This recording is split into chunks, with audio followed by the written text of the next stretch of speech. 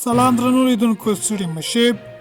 ایران کې ښځو ته د حجاب مراعاتولو امر شوی دی. نور جزئیات په ویډیو کې ګورئ. زموږ چینل سره هم سبسکرایب کړئ.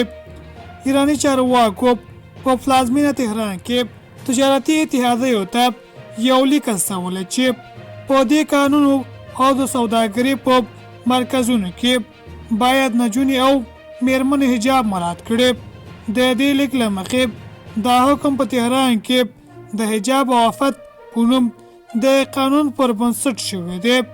د حجاب او عفت د قانوني په اساس تر 9 کلونو مشرانې نجونې او ټولې میرمنې باید حجاب مراعات کړي.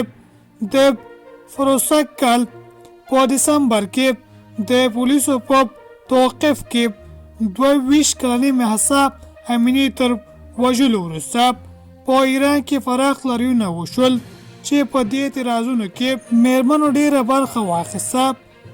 دا لاریونونه د ایران د اسلامي انقلاب له پیله تر اوسه د ایران اسلامي نظام ته تر ټولو ستر ګواښ و.